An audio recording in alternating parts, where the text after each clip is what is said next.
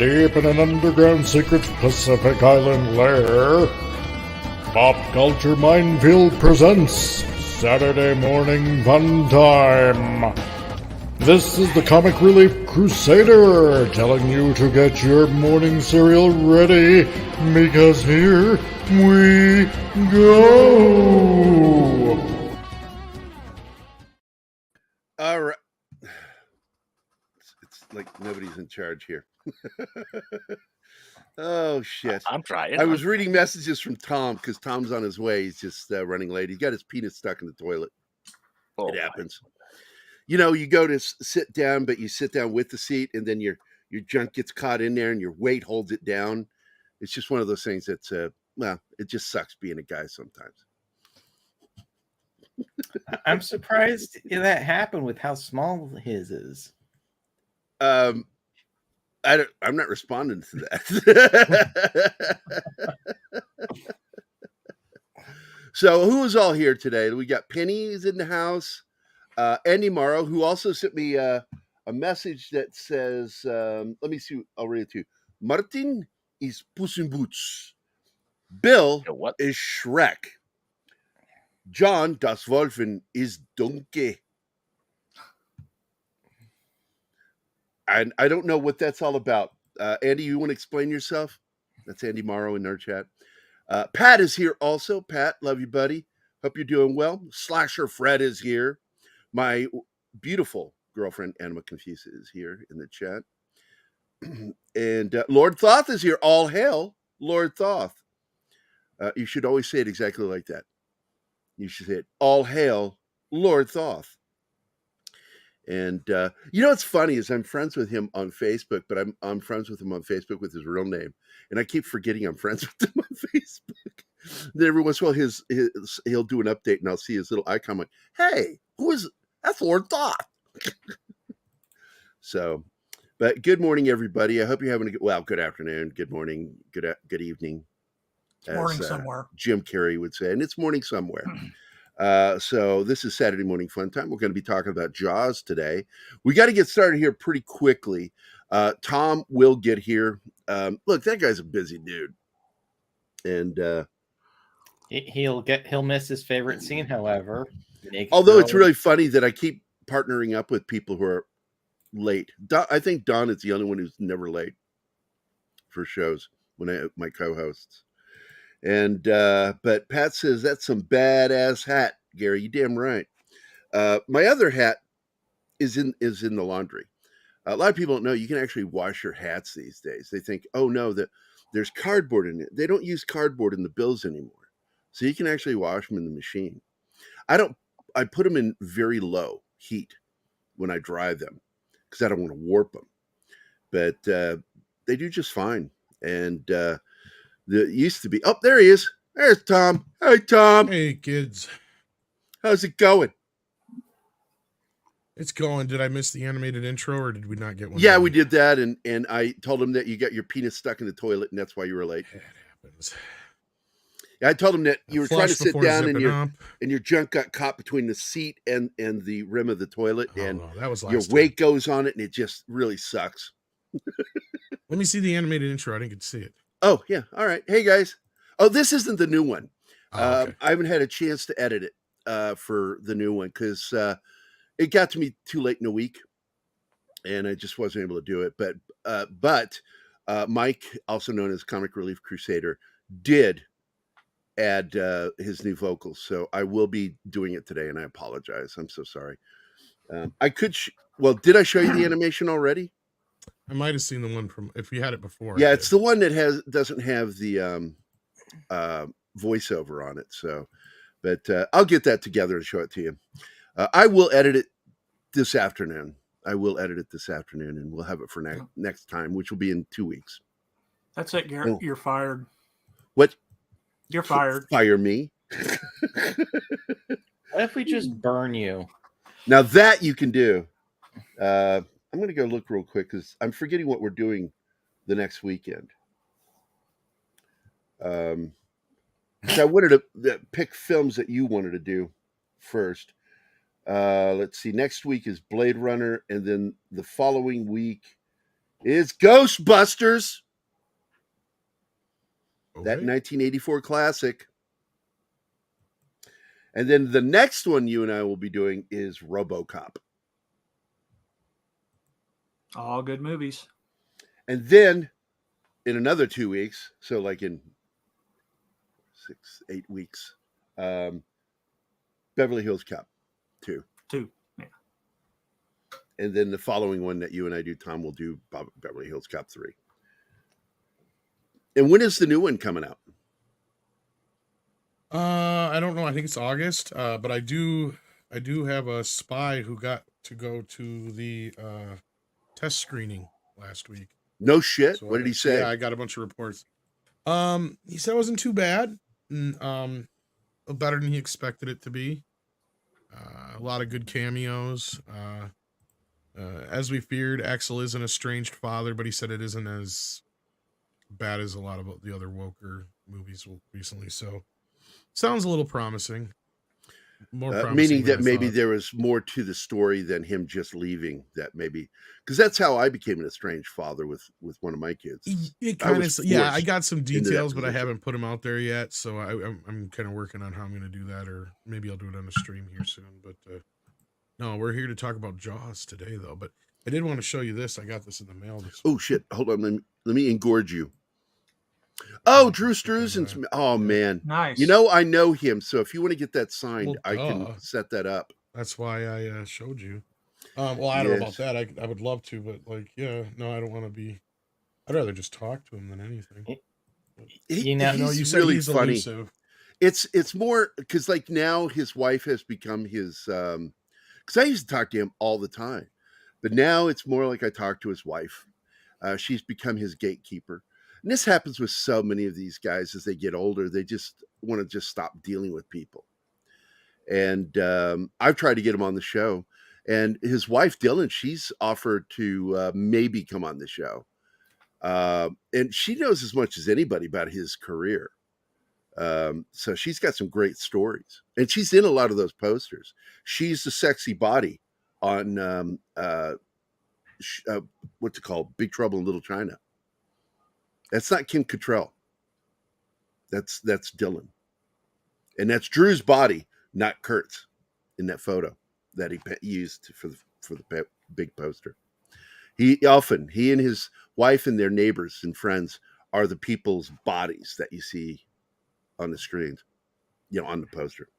Look at If this. you didn't know that, she's been a member for 9 months, and we've been dating longer than that. Took you long enough.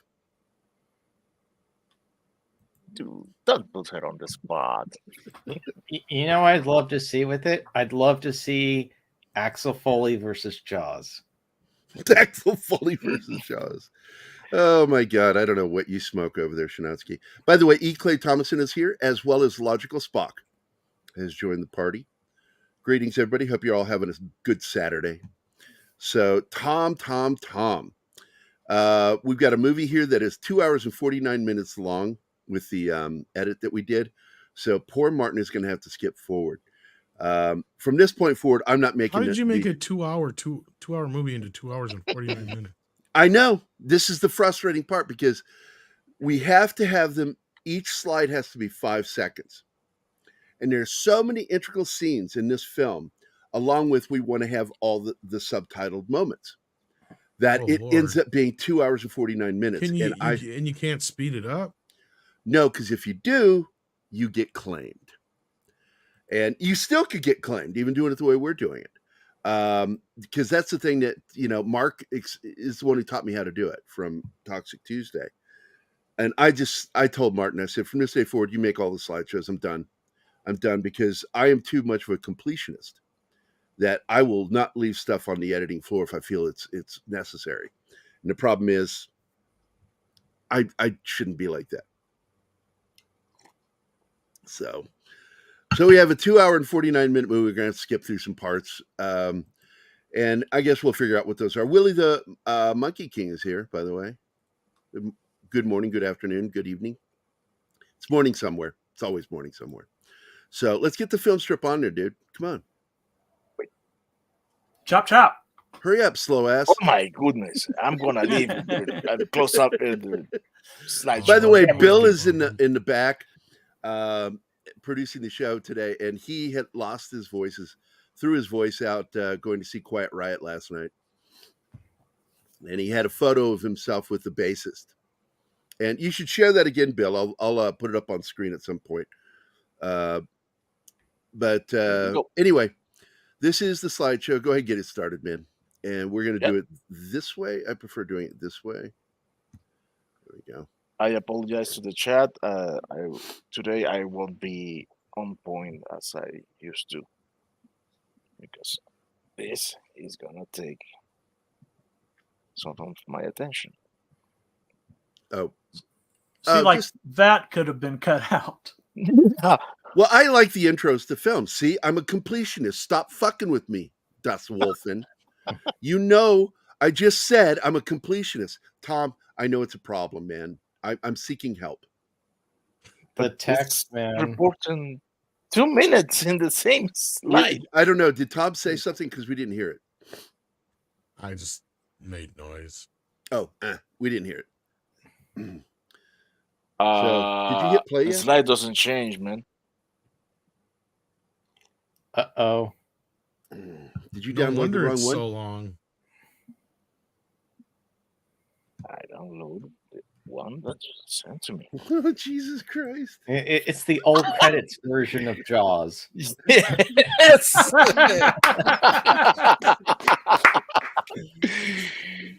Oh my goodness. Well, Credits. The slideshow is over, so the episode is over. Let me go look and see what's going on here. Pop Culture Minefield folder. Oh my God. You do not have the right fucking video. I don't know what's going on. Because it opens with the Universal logo. Yeah. I'm gonna Okay. It might have been a bug in my player yeah, because it's definitely not the right video. no, Well- it is. Trust me. Because I'm gonna give you the link again. No. There We're it is. Yeah, there, we're there. There we go. Because you can see It our may logo have in been there. a glitch in my player. Must have been a glitch, yeah. Yeah, glitch. It had to be a glitch, Martin. It couldn't have been you. How is going to be me? I'm advancing the play thing. And by the way, And- Tom, do they say the name of the film in the film? No. Because I don't know if they ever use the word Jaws in the film or Jaw. Well, Not that I there. recall. Maybe Let's when they're show you. I know talking that they about- mentioned bite radius. I was going to say they mentioned say bite radius Oh. and teeth and Yep. mouth. And I don't But I recall don't know them if ever they've ever saying it. saying the term Jaws specifically. Well, we have the subtitles, so maybe we'll find it. Maybe not. Yeah, I was going to say and I've seen the movie a billion times just like you guys too, and it doesn't, you would think something would have stood out to me. if Yeah, I it watch did, it but- at least once a year. At least once a year. Every July 4th, I put this movie on. One of my favorite subtitles, indistinct conversation. Yeah, Let's this is see. where he's chasing Where her. you And she is the girl, going? by the way, Swimming. yeah. She's the same actress that came back later for 1941, which is another film I'd like to Yeah. do with you. I just fucking love that movie, 1941. And she reprises the role of the Yeah. girl going for a morning swim and then gets Racing. caught on the submarine. There's no phrasing in that. It's all intentional. Yeah. no, but in there, in the basically, subtitles. Oh, yeah. this is- I'm coming. This is the scene. At least I think I'm coming. Yeah, I think Mm. I can swim. And it Uh, sucks, man. He passes out on the beach while she's getting ripped apart by that shark. Well, and this is the scene here that No. kind of changed everything, right? Because initially, Spielberg wanted, and I've made this argument before, if the damn shark would have worked, we would not have the same Steven Spielberg we have today. My prediction is he would have went down a trajectory that was probably a bit more like John Carpenter or something like that, because he wanted to basically, if this movie would have been what he initially had envisioned, it would have been like the ultimate B movie. It would not have been the cinematic masterpiece, though, that it is today. It would have been one of those movies, but because this scene is not what was originally supposed to happen, where she's being dragged around, and she got hurt doing this. They tweaked the hell out of her ribs and spine. Because I wanted to dig out my book, but I couldn't find it, or I found it, but I couldn't get it out of where it's. This is an intense moment, which I actually have like all the storyboards, And in the initial storyboard, the shark was supposed to come up from underneath her, and you see the shark in its full glory in the just opening like the scene. poster. Yep. Yeah. And so, like from the start, he was never going to hide the shark. It was always meant to be, the big showcase of the film, but when him and supposedly George Lucas broke the shark, they had to figure out a way to fit it in the film. Why did you bring George Lucas into it? Was he somehow involved? Yeah, well, here's the story. Okay, most of the stories go, and this is true, that when they made the shark, tested the shark, they did it in fresh water, not salt water. And of course, the buoyancy of salt water is completely different. Yeah. The way it interacts with all of the because it was hydraulic and all that kind of stuff. The way it interacts with all that kind of shit. There's less torque involved with it. Well, and it just rusts shit up automatically. Like it was just a nightmare to deal with. But the other rumor was because they kept saying the shark's not working. The shark's not working. Yeah. The shark's not working. Yeah. The shark's not working. That was what they heard of the 140 some days of shooting every day. Until one day it was, the shark's working. Oh my God, the shark's working. they get like a shot, and then it would be like 2 or 3 more days before it'd be like the shark's not working. But you threw Lucas in there, and was Lucas there? Yeah, so like supposedly Steven showed him the shark one night, and this was documented in a short film that was kind of funny. It's a parody short film, but it's based in truth. And the story supposedly goes that Steven turned the shark on and did something and fucked it up, like broke it. Because it was still in the hoist. And it was like, because he was going to try and show how the head like moved and the mouth opened or something like that. He was just trying to show it off. And the rumor is that he broke it. And this would be the luxurious big shark. Because there's actually like 5 different sharks. For those who don't know, there was a left to right, a right to left. One that could just pull. There is a hero shark, and then the hero shark, or the luxurious shark, as they used to call it. That's the one you see going around the boat in that one shot where you see the full length of the shark. Well, there's one that was left to right and right to left, and the left to right one, obviously, they do exactly what you say. Like one would go from left to right, one would go to right to left, and that's because they had the innards cut out on the other side of the shark. Now, the luxurious shark is the one that had all the hydraulics underneath it. And it basically, that's the one that would lift out of the water. Like in the shark. It was on a dolly system, as I recall. Yes, basically. Right? Yeah. And it was a track at the bottom of the actual. The water, yep. Yeah, and it actually flipped over once specifically it flipped over. But there's a couple times where it sunk, and they had so many goddamn problems with that shark. It's not even funny, but yes, there was actually 5 different versions of it, but yeah. In many ways. And this is one, by the way, this shot here with the hand, it was such a bad prosthetic that they dressed it this way in order to make it more believable. Yeah, because actually I think her torso was supposed to be there too, but it looked like crap. It just looked really bad. It did not work. And so they made it work. That scared the crap out of me as a kid. I was 10 when I saw this, or 11 when I saw this. I think it scared me. Just showing the hand works better because you have to imagine the rest. Well, seeing the crabs really freaked me out. Well, the whole thing about not seeing the shark in general, we have no idea. Like if you're going into this movie, it's a shark, but nobody else does, right? Like that's kind of the whole point. I think it works better that way in the film. Yeah, it becomes more of an Agatha Christie style mystery of who's the killer.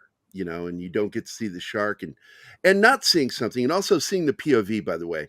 Shooting the killings sometimes from the POV is a great way of psychologically messing with your audience, because that really throws your audience off. It's like Hitchcock would do that with his films, where he would do overhead shots looking straight down, because that's not normal.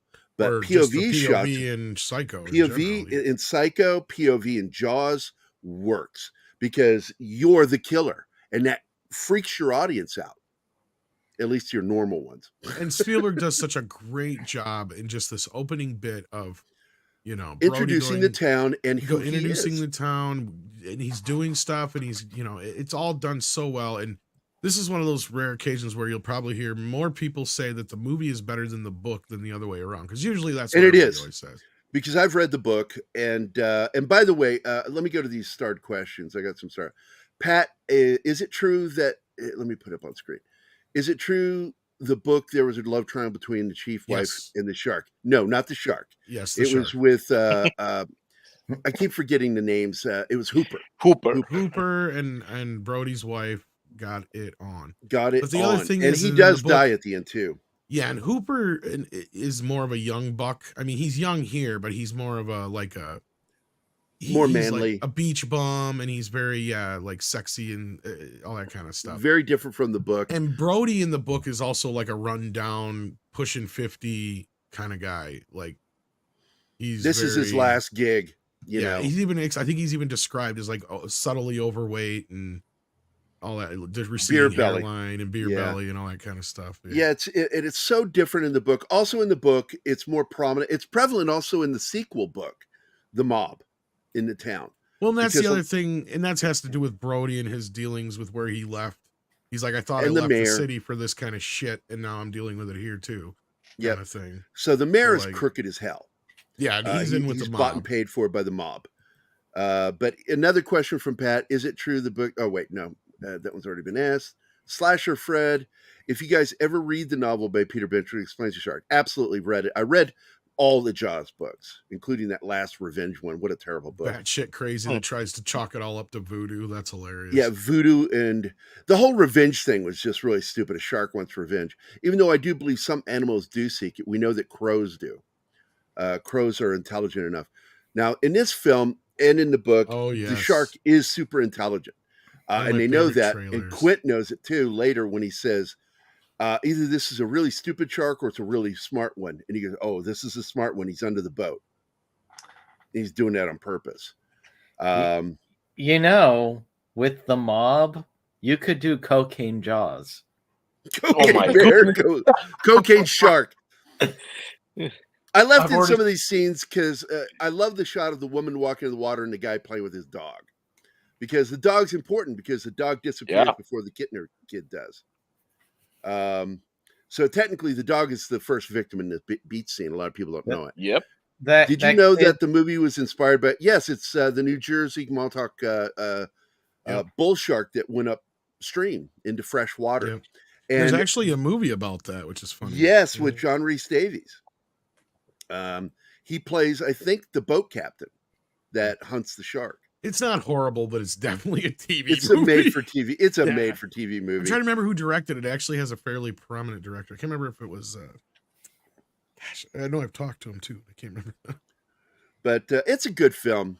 And they even mention it in the movie because Brody brings it up that this is similar to that case in 1916, which is the case. I think they call it the Jersey Shoreline case or whatever. The Jersey Shoreline, but it didn't actually happen on the Jersey Shore. It happened upriver, and that's how we know it's a bull Jersey shark. River. Maybe he does say it's the Jersey River. I can't believe I'm. I think he says shore. I think you're right. The first time, I think he says shore, and but we know that's what he's bringing it up for, and because all of the attacks and killings took place in fresh water. And that's how we know it's a bull shark, because bull shark is one of those few and eventually rare made sure that all the victims were the same as the victims in that attack. Like it is. The girl, teacher, dog, the kid, the dog, all of them are right out of that story. The true story. Yes, and so I've read that one. There we go. Make sure, Martin, to star some of the ones that are important to what we're talking about today. But again... We're almost to that really famous shot where it's the pan focus. Well, this whole scene is just brilliance. I mean, Spielberg almost had to edit this scene in the camera. I mean, of course, they edited it on a bay. Don't get me wrong, but I mean, well, the way he did it with the wipes, knowing how it's shot, exactly. Yeah, he's moving in closer with the wipes of a person walking in front of the camera, And really, that is a tough shot to do, and it's not always the best shot to do that, but it works Here. in spades here. Yeah, yelling for his dog, Mhm. Muffin, And stick that's out there in the the water. toy. And by the way, a lot of people don't know that this movie is also backseat directed by Zanuck and Brown, who were there for almost every scene shot in this film to make sure that Spielberg stayed on point. That was their big concern because he was new and they wanted him to be watched while making this movie to make sure that he Right. didn't screw it up. And so they were there for all the decision making. So anything that went bad here, they also took the blame for it. Well, the movie was a disaster. Let's be real. Like that goes without In the saying. production, yes. Yeah, I was like, what, 149 days? I think it took them to shoot when they originally Sank a planned boat. for 40. They sank a boat, sank the shark. Because there was two orcas. And one of them had where they had the shark that's being a pulley one, where I was talking about, where it just pulls it. Mhm. They had that one with the barrels going in that shot where you see the barrels go under and it goes underneath the boat. The shark got caught up and flipped the fucking boat over. Yep. And it was sinking to the bottom, and they're trying to get everybody off the boat. And this is the famous And part the of the film story. and gear And there's everything. hundreds Actually, of they thousands of dollars lost the worth of film gear. there, but they actually saved it because it was they were lucky that it was Well, saltwater. saltwater preserved it or whatever. But like, Yep. they were like getting everybody off the boat, and the sound guy's like, "Fuck the actors, get the sound off the boat." Yeah, that's right. I've seen that documentary, and I was like losing my mind watching that. I do want to point out two things, and I know you know this too, Tom. That what is his name? The director of the the director of Godzilla. Director of photography. No, director of Godzilla 2014. Oh, Gareth Edwards. not Gareth Edwards. Gareth Edwards was inspired by Jaws for Godzilla 2014, which is why he mistakenly chose not to show Godzilla in his full form through a lot of the film, and instead through body parts and making the story about the Marine. Huge mistake, but big mistake. Yeah. Big mistake by him. That's why he didn't get to work on the next film. Well, the big difference is too many people know who Godzilla is when Godzilla. Yeah, it's like, why are you? Nobody knew who Jaws was. We Really, came when to see Jaws came Godzilla. out. You know, we came to see Godzilla, and you're keeping him from us. And it was a fuck up on his part. And the other one is that the barrels saved the movie. Yes. Because once we get on the water, which is halfway through the film, going into the third act, we meet these barrels, and they become the representation of that damn shark. And the intensity of those barrels hook you. And yeah, I'm using a fishing You're fine phrase, now. but they really do. They hook you, and I think it's one of the best selling points of this damn film is those goddamn barrels. Well, this is one of my favorites. The blinking. Robert Shaw yeah, is Clint. he owns this movie, right? Like, I mean, he just comes in and just takes it over. Hi, laddie. I will kill sharks. I will kill men. I will kill man sharks for you. The head, the tail, everything. Oh, Him and his everything. Welsh accent. I love this movie so much. I love the whole sign scene. I love these moments with the books. And this is one of my favorite moments in the film where he's looking at this and he gets upset because the boys are in the sailboat. Get out of the boat! Get out of the water! They're not on the water, they're on the boat. Well, and then this she is, looks and sees that picture of that shark biting through a boat. And she goes, "You heard your father." Yeah, this is well, you kind of need this levity here and there. There's some great moments of levity in this film, and that's why I think somebody And like also- Spielberg was the only guy at the time to be able to make a movie like this. And he made their relationship work through the dialogue in these scenes. That's why I'm glad they took out the affair, because I think that was just unnecessary. Their relationship is what's important. Him and his wife. Well, because if you don't have that, I mean, look, There it is. the There it book is. makes pretty much every character unrelatable and unlikable, except for Quint, who's basically like this mythic kind of guy in a way, in a weird way. But like, he's basically just Captain Ahab, right? He's batshit crazy. So, Which, by the way, in writing, one of the first things my professor told me in writing, like screenplays, books, it's easy to write unlikable characters. It's hard to write likable characters. And there's a bit of laziness involved when you write characters that are interesting but not likable. Right. And Well, that's what one did of the they do? problems with Benchley. They were smart. They made a change with like, okay, first of all, he cast, Roy Scheider on a whim because they met at a party and he's like, oh, I'm Perfect. just, I'm just, pulling my hair out trying to figure out who to get to play Brody. I asked, because I think can't remember who he originally asked, but he wanted Lee Marvin to play Quint. But I think he was talking like Kirk Douglas and a couple other people for Brody, but nobody was biting. They're Another too big fish of reference. names. You needed But somebody like Scheider. you could tell what kind of person that Spielberg wanted, though, right? So he was sitting at a party and he's talking to Roy Scheider, and Scheider's like, well, what about me? And Steven's like, yeah, you would make a good Brody. And I think that's the inspired moment, because that is what changed it. Because Roy Scheider is the kind of guy that, I mean, especially at that time, he was, the kind of guy you'd like him to be your dad. He's a real nice chap. He's not a fuck around kind of guy. He's not a dumbass. You understand where he's coming from, because a lot of people are afraid of drowning in the water, right? So they make him sympathetic in that sense, but they don't make him a complete fool like he is in the book. That's something the big else difference. They make him a good dad. They make him a good husband. They make him a good cop. He's a great cop. The problem is the corruption in New York drove him away. And now he's met this other corruption. Yeah. And now but the thing is, that's what I love about them. They took out the mob shit in this movie, because the corruption here comes from an outside force, right? It comes from the shark. The corruption comes from the mayor. That's what focused on saving the town financially. That's his big concern, and we can't have this be a shark. You need to make it something else. But if there's a shark out there, what do you do then?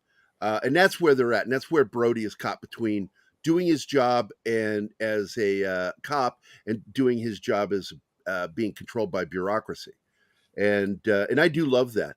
But there's so much irony in this film. And I always joke that Spielberg doesn't understand irony.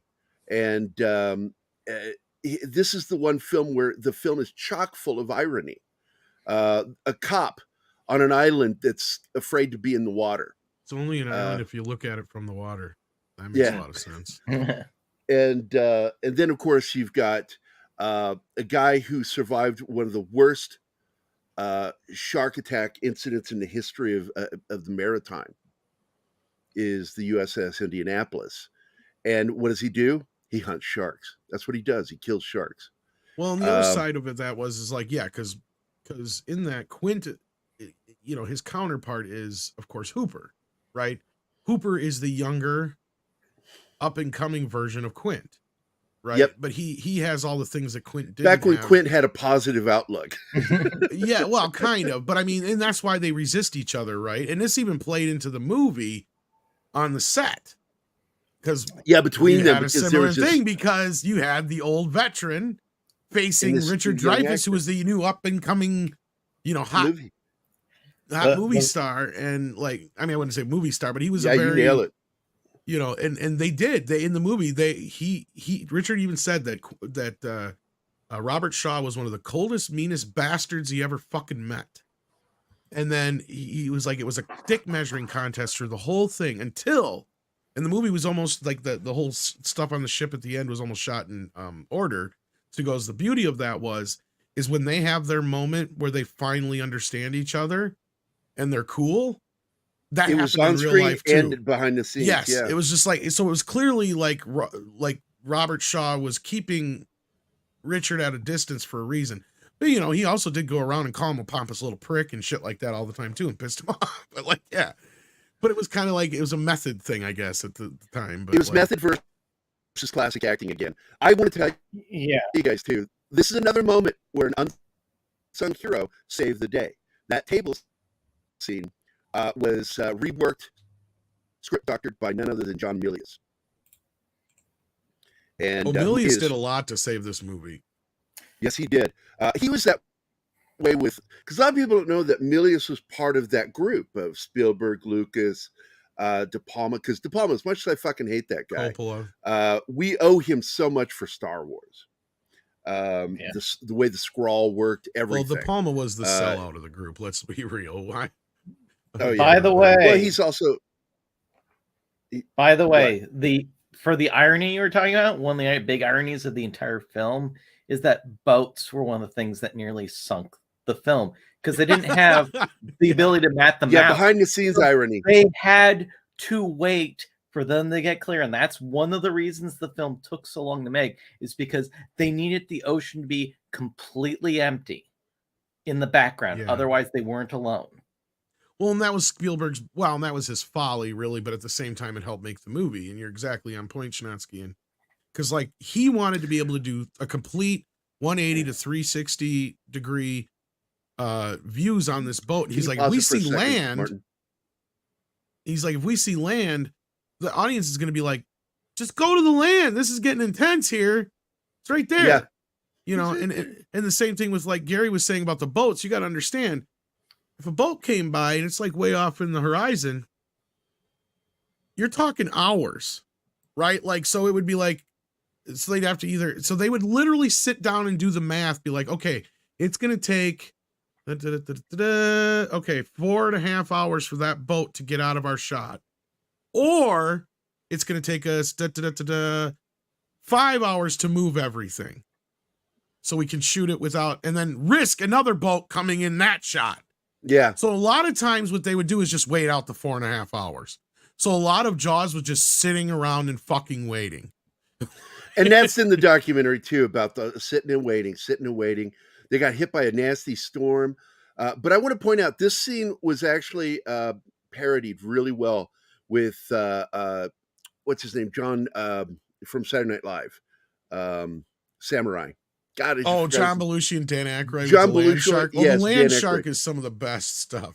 But Land this shark. scene in Saturday Night Live was hilarious. But go ahead, hit play again, Martin. This is actually one of my favorite moments in the film, because when he loses his cool, this is no boat propeller. Looking at the doctor, This is no boating accident. And it you wasn't should be Jack ashamed the of your Ripper. Ripper either. Yeah, It was a shark.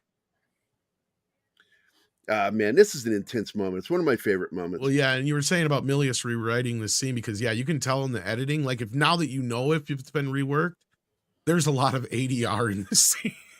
It is completely additional, yes, mostly hands picking things up, not actually talking on screen and all that kind of stuff, because a lot of that's filled in later. And for those of you who don't know what ADR is, it's additional dialogue recording. It's where they go in the studio. It's like a recording studio just for basically audio. the line where Richard Dreyfuss says, "This is what happens." Like, that's all ADR stuff. Yeah. And I got to tell you, this is some really good ADR, because so often it doesn't match, and you'll hear it. You'll hear it in your ears, like with me. I listen. There is a my little headset. bit there, because you can, when he's like, "This is what happens," and he says that whole line, it sounds like it's in a booth. And then when it cuts to the next shot where he's you can talking hear it in the room, air. you can hear the room compared hear to the the room. other stuff. Yeah. Yep. And back then they didn't know how to do that. They had that same problem with Blade Runner. But now, Well, now you they can just have fix ways that of with digital imitating. and shit. Yeah. Digital, they so- can actually edit it to where it sounds the same. They can add that air to the room. Oh, there's Quint looking at him like, "Hey, you fuckers, wrong That shark." ain't the shark. That's not our shark. But I'm going to read some comments real quick. We've got Slasher Fred. This movie has some comic relief, like the scene where the two fishermen on the pier. Absolutely, one of my favorite scenes in the film, where they're like going to throw out the Weiss roast. And I believe that was another compromise for Spielberg, because I think that was meant to be a different scene altogether, if I'm not mistaken. And I think so too. I think that was remember right. I completely can't remember the different exact scene. story to it, but like, yeah, that was just we need to do a scene here, but we don't have And the again, shark. How the do we do it? pier is the And shark. the pier became the shark. Exactly. That's yeah. right. I love the line, "That's some bad hat, Harry." That's a sarcastic retort to him, because Sadly, he's like, J.J. he Abrams, says, "You're the sheriff that hates being in the water." or not That's J.J. some Abrams, bad Brian hat, Singer. Harry. Brian Singer stole that for his production. Yeah, for his company. Yep. Yeah. Although I don't know if he's ever Hooper- going to get to use it again. Cooper surviving was also because things didn't work. Like, he was actually supposed to have No, there was a gnarly mistake test that was made, because the real shark that they filmed got into the cage. Okay, And you can see. you guys got to give some basis for this. Okay, so they did have real sharks in this movie. So they Yes. hired this Australian couple. I forget their names. small. but They were smaller people. Well, this couple is like world famous. They were like, basically any shots of sharks Rodney that you had Fox. seen. Thank you. Any shots you had seen in National Geographic or anything of sharks prior to like the 1980s. They did it. That's right. They did it. And so Spielberg went to these guys because they're from Australia and they know exactly how to get these sharks. But they said the problem is our sharks are not nearly as big as your shark. In fact, at that time, they had not had a documented shark as big as Jaws. It was considered to be mythical that it was that big. But now we've actually seen at least 3 or 4 sharks that have been documented that are the same size or bigger than Jaws. Yeah, or I should say Bruce. Bull sharks in particular get huge. Well, no, I mean actual great whites they have found. They found like a I know that, but bull sharks 35-foot do get really huge. female great white that was like I think like 40 some years old. They'll get them off the barrier reef. They'll get them off Yeah. of the reef in Australia. But anyhow, she said that the sharks we got, our great whites, are only about 7 to 12 feet in length. So you got a problem. They're not, if you put a person in the water in a cage, people are going to be able to tell those sharks are not as big as your shark. So the solution was they build a small cage and put a little guy in a cage. Like, and by little guy, I mean a person of small stature. And that would then scale up the sharks. And so they're like, oh, brilliant. Great idea. Which is and a reminder, by the way, Tom, Ridley Scott did the same thing with Alien for the he did with the kids. He had, in fact, it was 2 of his kids. Two of his kids and one of the other crew members' kids or something like that. Yeah. And on the walking on the surface bit so they could make it look bigger on the right around the astronaut, the navigator. So it looked bigger. Yeah. But anyhow, but going back, I'm sorry. Yeah, so that was the whole plan here. But what had happened is, and first of all, the little guy did not want to get in the fucking cage. He saw those sharks and he's like, fuck, this is not what I signed up for. So they first of all had to bribe his ass to get him in the cage. And finally he gets in the cage and that they got a couple of shots. But then when he was out of the cage, something happened that they didn't expect. One of the sharks jumped up on top of the fucking cage. One of the big ones. And so it was like a 12 or 15 footer or whatever it was. And he got tangled into the snarled cable. up into the fucking cable. And it busted the cable and everything like that. Apart. And so they told Spielberg, they're like, we don't really have much footage for you to work with. This is what happened. He's like, wait a minute, we can use that. So they wrote that into the movie. So basically what happens is Dreyfus gets out of the cage in the movie, and then they use all the footage of the shark getting tangled up in the cage in the movie. That's that brilliant, awesome footage in the movie where you see the shark just flopping around. Which is absolutely a real shark getting tangled in there. I got to tell you, man. They cut it loose. And I thought that was a smart move because Hooper surviving gives it a happier ending rather than a somber ending. I do want to point out we have some people that have joined us. Cavatino Cavalryman Che is here. Let's see. Peter Vinkman Fansite, that's Vinkman's girl, is here. Zax, also known as Kyle, is here. Dragon Ruse is here. Veritax is here. Joe's Atmosphere is clearly here. And I want to welcome you guys. Hope you're enjoying the show today. 6 has popped into the house too, I see. She's right. It does have midgets. Yes, it's because of the midgets. The midget automatically helps. Tom's hooked. Yeah. That's what made Willy Wonka for both of us. Well, duh. And let's see, what does Eclay say? I still want to. Oh, he's doing Australian, Brody or Quint. That's not a shock. That's a shock. That's a shock. So, we are. This is a good scene too. This is not like this. This is almost kind of a precursor to the scene in the boat too, in a weird way. Yes, with the 3 at the table. Yes. And I love the scene. I got to tell you, it reminds me that of was the pure table improvisation. Because this is the scene just before this is with Sean, right? Or is that later? Wait. I got confused now too. Is that just that's later. That's later. Okay. Oh wait, no, that was before this. That took place before this, because it led to this scene, and this and that is where is they're just going to go. Beautiful fucking scene. I mean, it's probably Spielberg's best, and it was all improvised on the day. Yep, making the People face don't of his know kid. that. Yeah, the whole thing was just complete because they were doing it in between takes, and Steven's like, wait, let's do that. And once again, clinching, the family dynamic of these characters. But clearly she does, I do like that they keep in her that she's quite engaged with Hooper. Hooper's just a likable guy, affable, very affable. But I think you're right. I think it is later because this isn't where is this where they cut the shark open? This is where they cut the shark open. Yeah. Okay. Cause the later, I think that scene took place later. I wasn't paying attention. But this is a great scene because he's like, let's go cut this thing open. And he goes, do that? I can do whatever I want. I can do whatever I want. I'm the chief of police. That's right. I love that. But And I Hooper is love when such he a great pours the character. wine. He's like, you might want to let that breathe a little bit. Never mind. Never mind. And he pours them both like a reasonable glass, and then he just fills his big glass all the way. This really was, in so many ways, Spielberg's best film. Oh, of all absolutely. time. His 110. entire This is, career. well, depending on what day of the week you ask me, this is my favorite movie of all time. So, like, in that respect, yeah, it's definitely Spielberg's best film, in my opinion, anyway. Absolutely.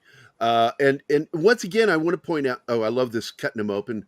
The milk they used and all the shit coming out, the fishes. Just swam in up from the coast. Did he eat a pulls out car? that- Did he eat a car? So this shark came up from the Gulf Stream, and so, it's not our shark because it doesn't have the Kittner boy in him.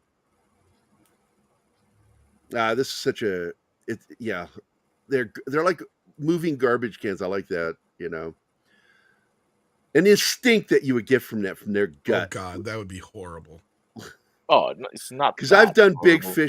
fishing, and when you gut them and clean them, Yeah, but the digestive system of those sharks that is so animal slow. in particular, yeah. I have dissected sharks. It's not that. Did they still have food in them? Yeah. Really?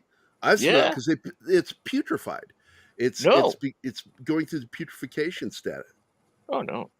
And something the innards of a shark has a very, very distinctive odor. Doesn't smell like other fishes. What do their balls smell like? Oh, They're kind of salty. Because your description is getting kind of intimate, Martin. I'm just curious. Do they have a bad smell? We're not going to find them out. Martin is hating me right now. We can't go out right now. I'm not drunk enough to get on a boat. Yes, you are. I can't do that. Yes, you can. Oh my God! This was the first jump scare in the film, and really, to be honest with you, this is the only thing he reshot. For those who don't know, they added the head, right? They shot it in a swimming pool because this movie was already done, locked picture. In fact, it had already been shown like once or twice, and Spielberg is just at the end of one screening, he was getting all antsy, and they're like, "Well, what's the problem? The movie's great. It's testing well. It's going to be great." I'm like, "Oh, there's one more scare I can get out of this," and they're like, "Well, don't mess with it. You're gonna fuck it up." It's like, no. There's just one more scare I can get out of this. Scare. And they're like, "No, you don't need it, Steven. We're done." So he was so insistent on this that he went out to his mom and dad's pool. Yep. And did the Ben Gardner head popping out scene in the water with, I think it was Joe Alves who played Richard Dreyfuss's part in that bit. Joe Alves would be one of the shark guys that helped build the shark. Mm.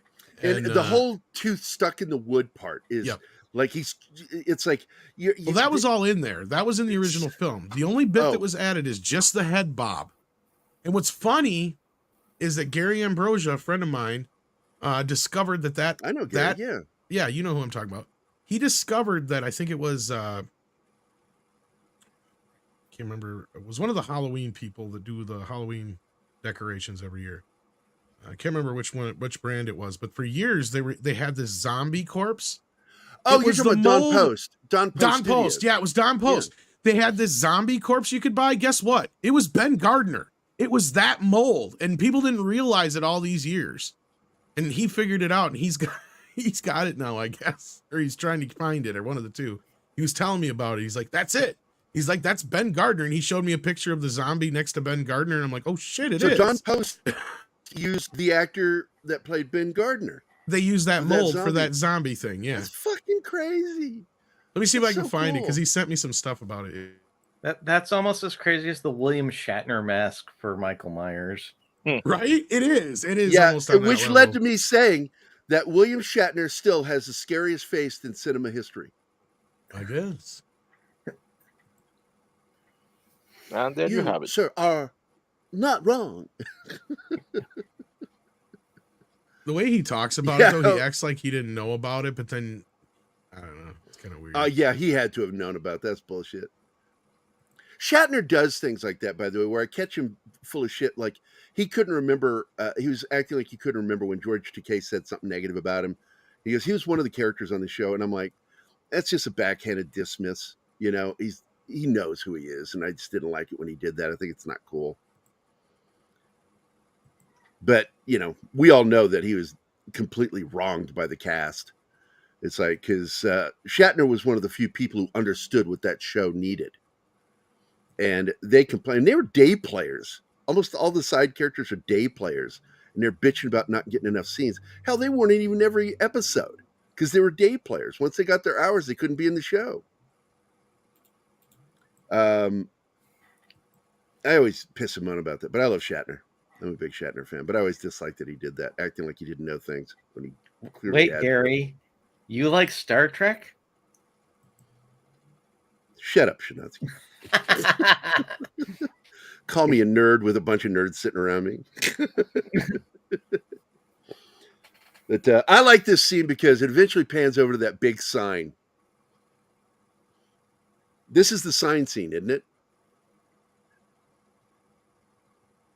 Where they turn and they show the sign where somebody yes, painted those the shark proportions fin are on it. correct. No, hey, by the way, those proportions. And then his laugh at the end of that, because he laughs when he deals with people he thinks are insane or stupid. Hooper's character, Dreyfus. He just laughs. He's like, Jesus Christ, nobody's listening to me. They're all gonna Which is die. why when he says he's got to leave, he goes, you realize when I leave, you'll be the only rational person left on this island.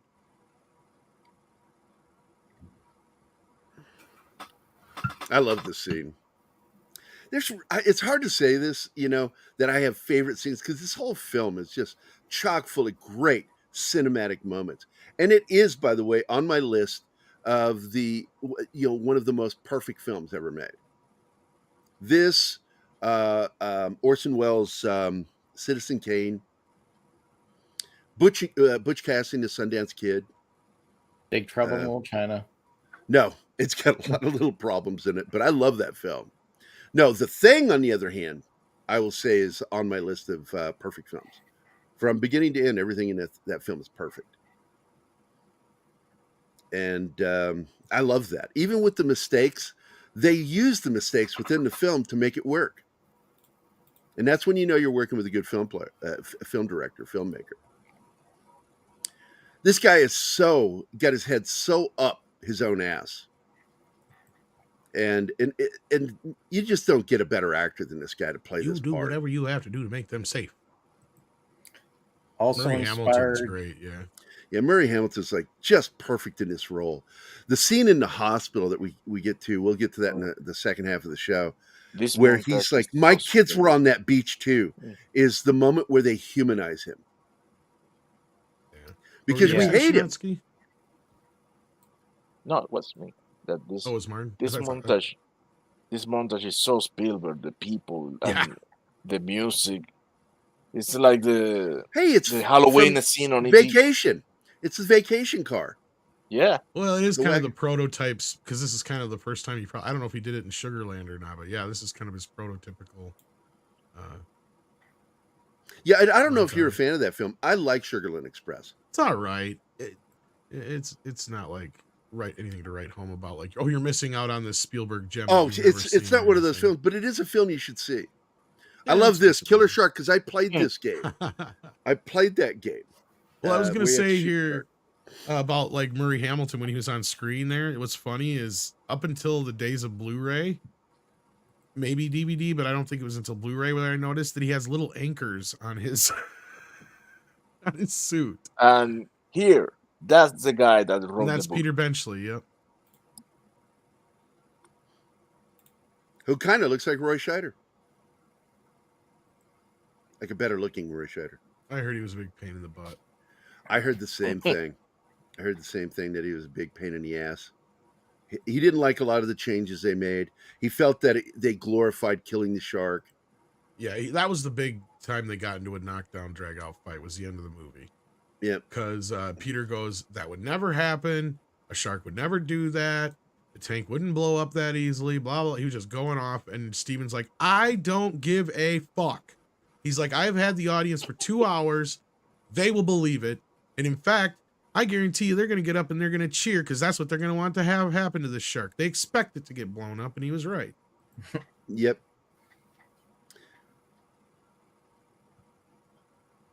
So how do they kill the shark in the book? It just dies. Yeah, it from bleeds all out. the injuries. It just, as it's coming, it just stops. It just dies. Its heart gives out. Lack of blood. And that's how it ended in the book.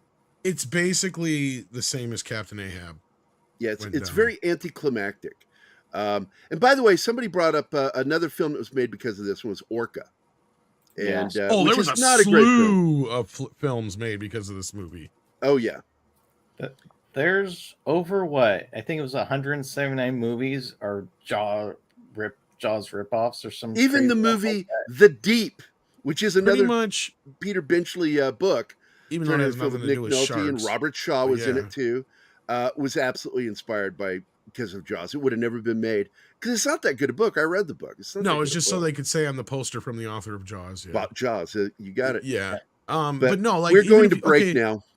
It's gotta go to probably break. in that 100-some range. You're probably right, but yeah, we got to go to break. We'll talk about it after. Yeah.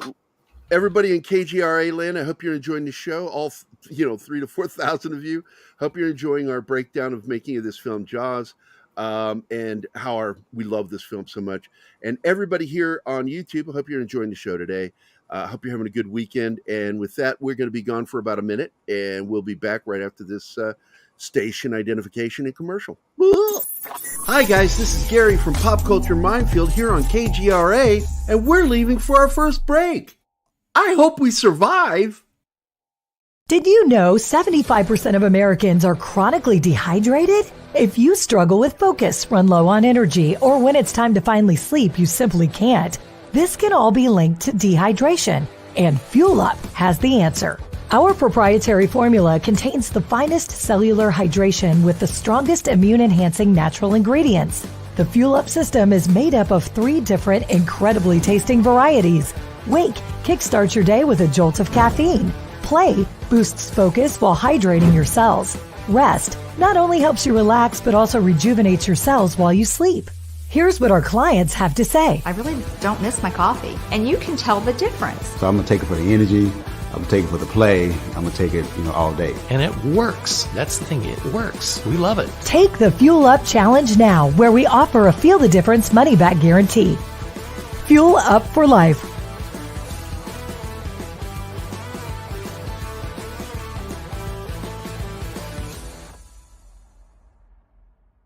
Hey members, the new KGRA DB app is now available on iOS and Android devices.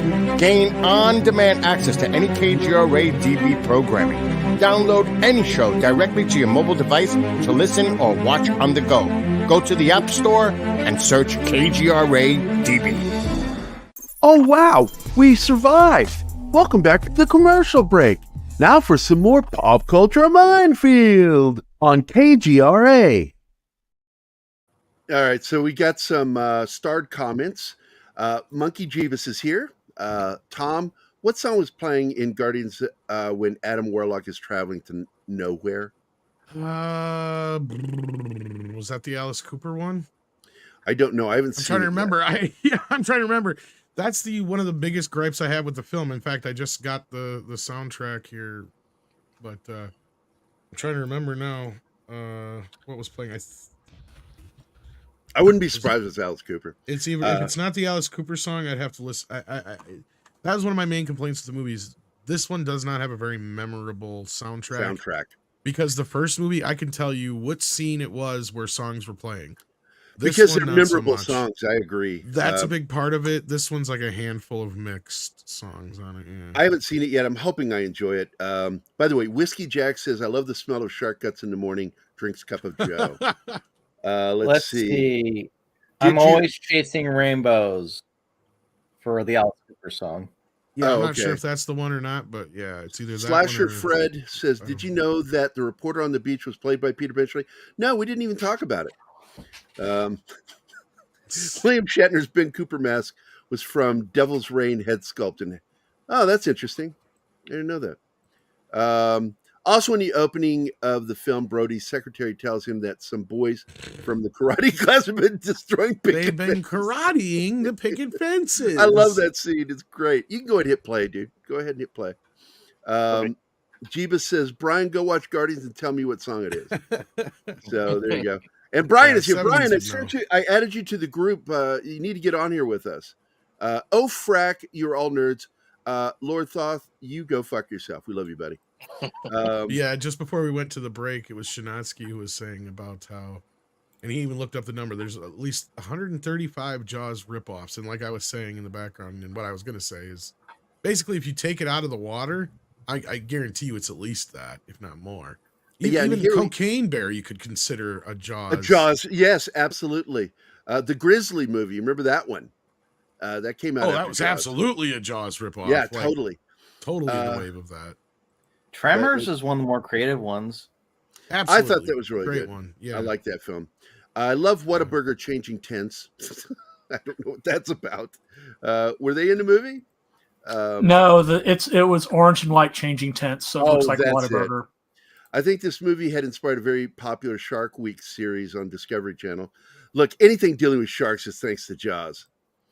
I will tell you this: I was terrified of sharks before Jaws because I lived in Florida and I refused to go in the ocean. My dad was like, "Come on out, Boyd," and like, "No, I'm good on the beach."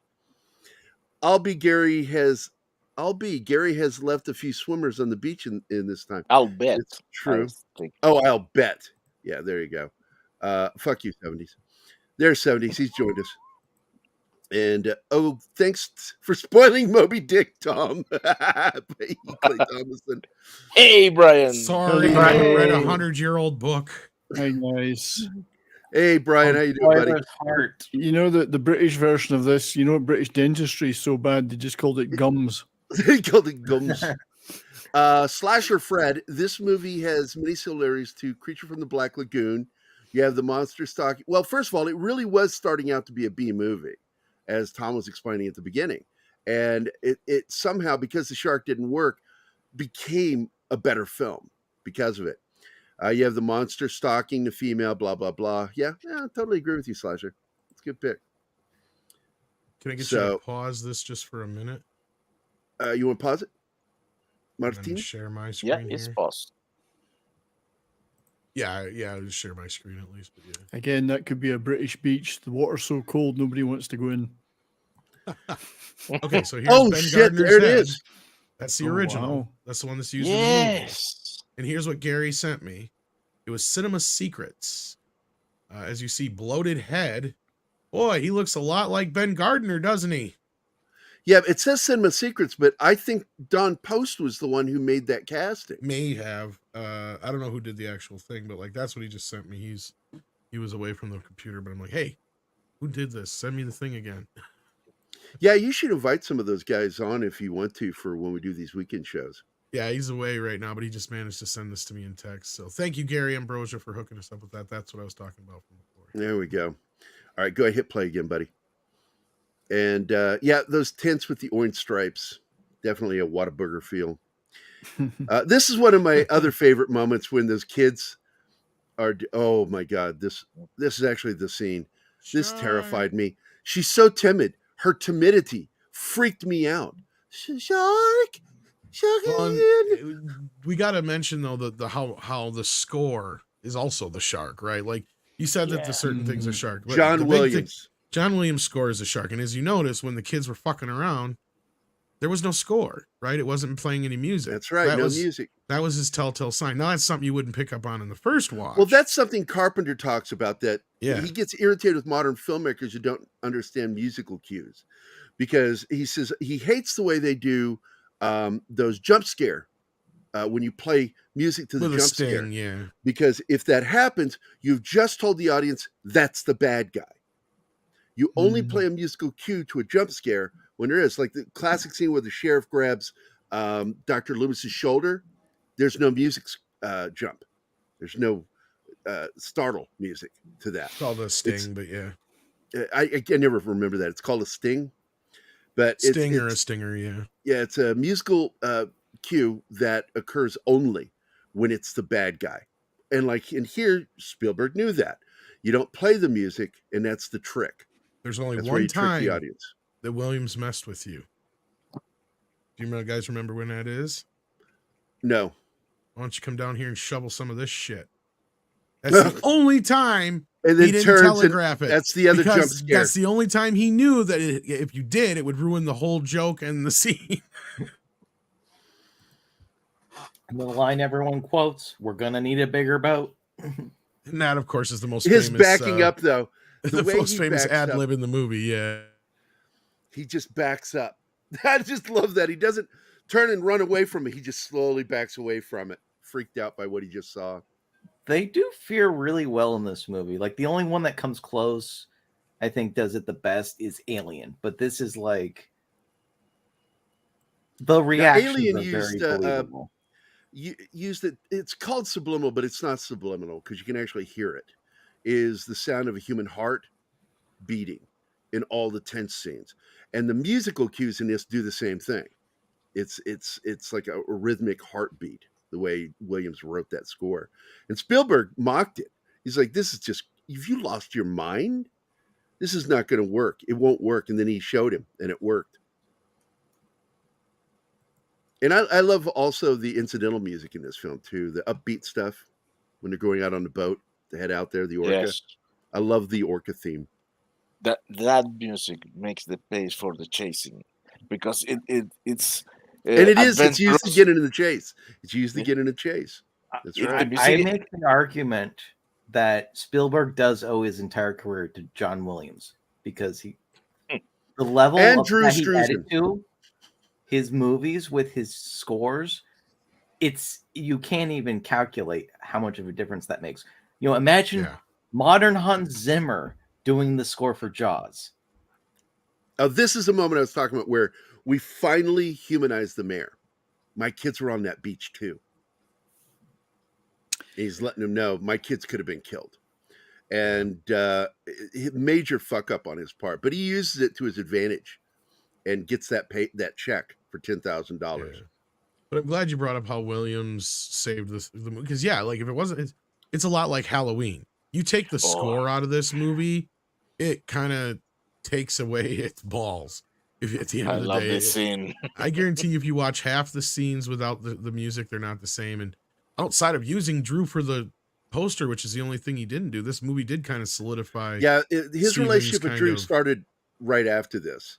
But I do love that. But the thing is, that artist got screwed over really badly because they kept using his artwork and he didn't get paid any additional money. Well, what's sad is he destroyed the original artwork. I don't know if you've ever seen that documentary about it. Yes, I did. Oh, man, it's sad. I'm like, oh, I cried when I saw that bit almost. I'm like, no.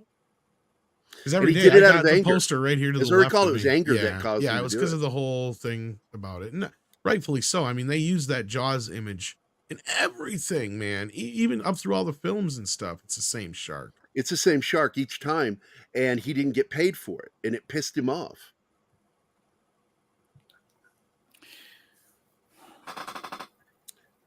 I started some more comments. Let me see these. Slasher Roger Fred. Castell, that's who we're talking about, just in case people are wondering. By the way, there is a Keisel in the film at the beginning. The guy who owns the bike shop. There's a sign, and it's spelled the original. Well, spelled the translated version because it's originally with a G. My name, the last name, but it's spelled the original Germanic way. Keisel. Are there any, other than the John Williams soundtrack and obviously the songs that are sung by the characters, are there any actual other songs in the movie on the radio or anything like that? I can't think of any. Think so. It's completely disconnected from the popular culture. Spielberg was never somebody. Actually, I guess there is a couple here just looking. Songs that he sings a song. You're Having My Baby must be somewhere in the background by Paul Anka. Like on a car radio. Oh, it must be. And Yeah, Honestly, I Love You by Lynn Anderson is in there somewhere. Okay, right. It's in the dinner scenes playing in the background. I couldn't think of any. Must be. Or when they're, because the music that's playing on the beach is just like band music. But that's the thing, is Spielberg was very sparing with music in his movies.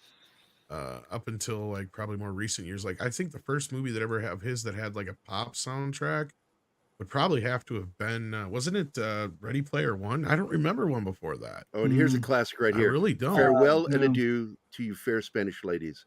Farewell and adieu, you ladies of Spain. For we've received orders for to sail back to Boston. And Yeah, some Mozart. so never more shall we see you again.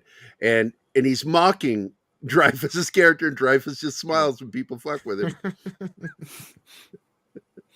So, Tom, how does this compare to other soundtracks and scores, other scores of the era? Is this different from other? I'm trying to think of other movies that were out in the same year. Is this very different from those? So Williams, I believe that this was one of the only Oscars that it did win was for the score, if I remember right. And I think editing were the only two Oscars it won.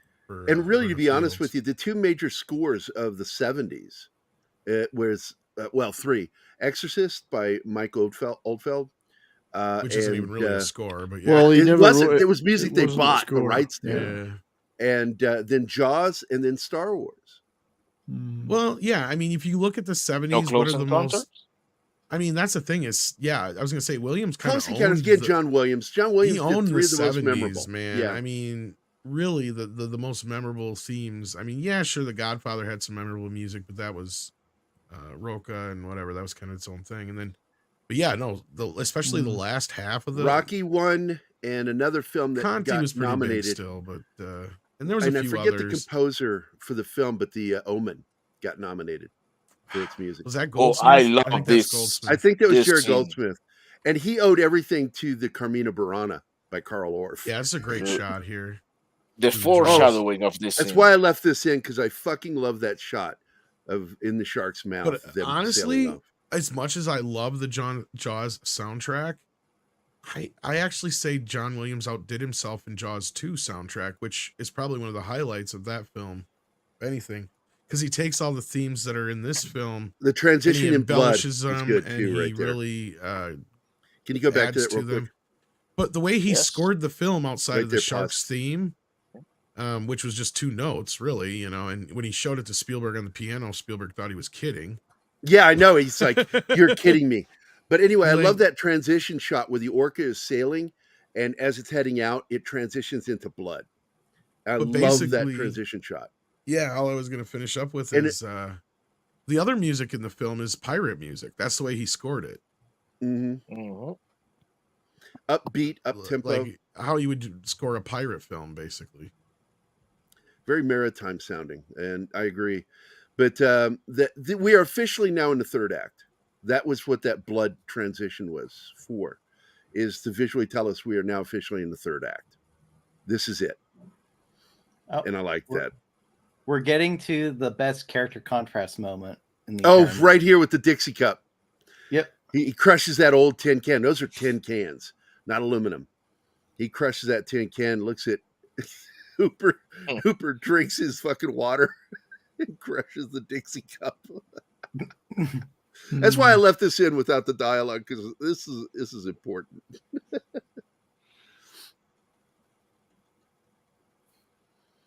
This is their characters. Yeah. And he falls back, knocks those tanks over, gets yelled at by Hooper, who then gets yelled at by Quint for not nailing down his those tanks, securing them. You pulled the wrong one.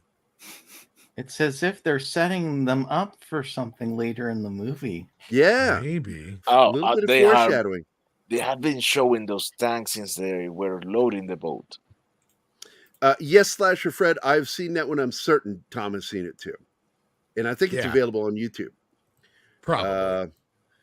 A lot of those documentaries, they're very relaxed with the copyrights. The footage that has been the most difficult to come by is, I'm not even sure if it exists, because I think Spielberg destroyed it, actually, the negative, is the Kintner boys attack. That's probably some of the most famous. There's images of it out there, but that thing was a lot more graphic than what we got in the movie.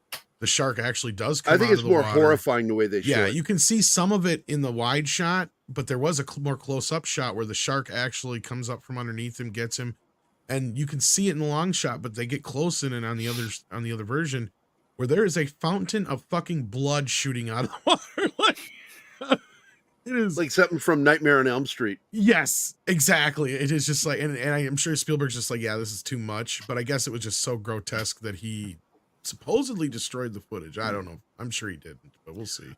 Someday it may surface. I hope so. Now, Slasher Fred points out a really great moment is like you go into Cage, Cage goes into Shark, or In the water. Cage goes in the water, the Shark's in the Shark's water, in the water. our Our Shark. Shark. That is a Farewell, great moment in the adieu film, to your and fair that's Spanish where lady. he sings the song.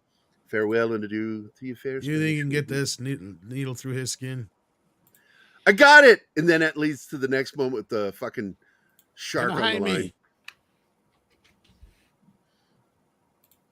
And Brody learns later, or was it Hooper that learns later about watch where your position is with the ropes and the lines, because he gets pinned.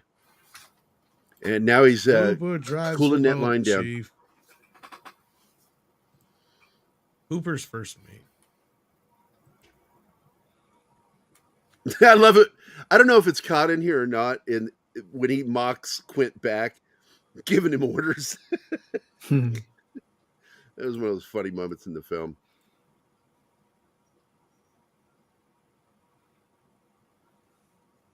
Yeah, this is the part I was talking about where I know whether he's smart or really dumb. And then he goes, "Oh no, he's smart. He knows what he's doing." Under the boat. He's gone under the boat.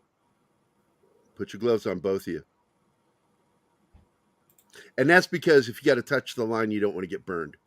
Well, this is one of the times where it's like he gets away anyway, but like, yeah. Quint's all like, he's sure it's the shark. Hooper's not. Yeah, and he gets kind of condescending with Quint here. But then it bites right through the fucking line. So Quint's pretty sure it's the shark. And he tells him, "Don't tell me my job." The line is, "Don't you tell me my business again." Yeah. Let's Gave see. me I fish, found one island of with the stingray. Kittner Bit through boy. that Yeah, piano bit wire. through piano wire. I love that. Don't you tell Don't me you my tell me my business business again. Great fucking moment right there. That's where the young guy learns a little bit. Yeah. And I got to tell you, with Shaw's personality, I sometimes wonder if he wasn't antagonizing Dreyfus on purpose. Probably. I suspect Dreyfus said he was. Yes, absolutely, totally doing it in order to help him get into use his method. Well, and it didn't help that Robert Shaw was drunk all the time. Oh yeah, all the time. You see that redness in his face. I have heard that he even throw empty beer cans at Dreyfus. Yes. And again, those aren't aluminum cans; those are tin cans. They got some weight behind them. He was so drunk Robert the Shaw. night that they did the first version of the Indianapolis scene that it was unusable. So, which one do you think Dreyfus hates more, him or Bill Murray? Probably. Well, it seems like if you listen to the interviews, it seems like him and Robert came to a respectable place. Like I said, and I brought that up earlier, like in the movie, there's that moment where they finally, respect each other. And he and Dreyfus said after that moment in the film, Robert was a completely different guy to deal with, right? So it was like, I think it was just Robert doing method. Bill, on the other hand, I've heard so many stories about Bill that I can understand if somebody don't like him. We're getting to that scene. I would say Bill Murray, because Bill Murray's still alive. It's hard to That hate too, somebody. yeah. It's hard to hate somebody who's dead, yeah. Who's been dead since 1978. Yeah. So like, you kind of get over it. Well, life finds a way, so. Such a sad loss in 1978. I mean, what an actor. We lost him far too early. Yeah, he got one more movie in with Ford, Force 10 from Navarone. I love that movie. Yep. Sad loss. He was playing the Gregory Peck character, right? From Guns of Navarone. I can't remember. It's been Mallory, something like that. It's a good film. That's a 20-footer. I love this. And this is where we get to see the shark swim by, right? Mm-hmm. The first swim by. I think it makes two. We're going to need a bigger boat, right?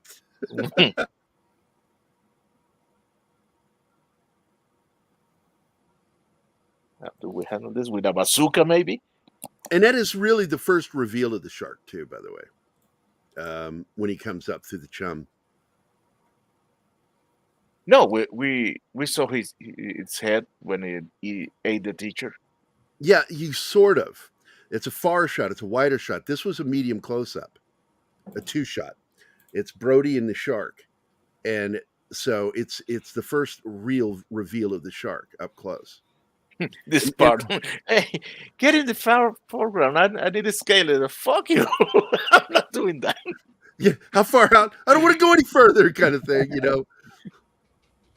Get out on the pulpit. I think again is another nod to. I need something in the foreground. What? I need it to give it some scale. Foreground my ass. I don't care what anyone says. This shark's nowhere near as scary as the one in Batman. Thank God he had that bat shark repellent or shark bat repellent. Yes, it was bat it's shark in my repellent. utility belt. Bat shark. Some days you just can't get rid of a bomb. That is absolutely, by the way, one of my favorite films of all time. Has the Tiddlywink scene is my favorite scene with the Admiral of the Navy, the head of the Navy. Yeah, he says, "Belay, Batman, have we done something to really selling a pre-nuclear submarine to a person with only a post office box? Good day, sir." I still have the ending of the Batman movie where like all the UN leaders are mixed up now, and it's like, this may be a good thing. Oh, that was funny. That's funny as shit, dude. I love that movie. When I was younger, I thought it was a real movie. And as an adult, when I watched it in the 90s, I'm like, this is a comedy. And here it is. This with the music, the barrels and the music save the film. Because the music and the barrels are the shark. As Tom pointed out, yes, the music too. Yeah. It's a very creative fix for something not working. Just give the impression of the thing, and it actually makes it more powerful because it. This shot! I wish we should do that more, Shinotsky. I wish we'd see more of that. Now they show you everything all the time. Well, in the trailer. In the trailer. Can you go back to Quint, Martin? Yes. I'm sorry. That shot. I'm sorry. I love that shot of him. Let me pause it so you can. No, I just wanted to go over it again. How beautiful a shot that is, and the look he's giving them, that smug look. And the beauty of the simplicity of the Jaws theme, or at least the Sharks theme, or whatever you want to call it, is that it's basically like an inverse on Psycho. And I don't mean it's the same. It is absolutely. But it's like how Psycho's all up here, and it's like that kind of a thing. It's the same kind of thing, only it's like it's from down low. It's dun dun dun dun dun dun dun dun dun dun dun dun dun dun. And we know Gary does prefer the bottom to the top, really. So. Oh my! He's a bottom. Jeez, I expect better of you than that, Brian. And this is the most quintessential scene, and it's almost punny that it is the quint scene of the film. It's quintessential. And it's such a believable scene too. Well, it's a beautiful scene, and if anything, it should have won Robert Shaw an Oscar. It really should have. That he didn't. And again, Milius is the one that Milius saved. And it's funny how it was written, because the night they did it, the night before, like I said, he was drunk, but it didn't matter because Steven was like, I didn't like it anyway. Like something's not working here. Yeah, wasn't Milius on set? No, actually, I was just going to say he dictated it over the phone. Dictated it. Because you got to remember, at this time they didn't have emails. They barely had like fax at this point, kind of a thing. So he had him over the phone, dictating the entire speech, and they're writing it down and getting it ready for Robert. Yeah, you were going to say something, Martin. Go ahead. Yeah, that original phone call, the transcription were 10 pages, and then Robert Shaw he saw the thing and he said something like, "That's too long. I will not remember that," and compress it.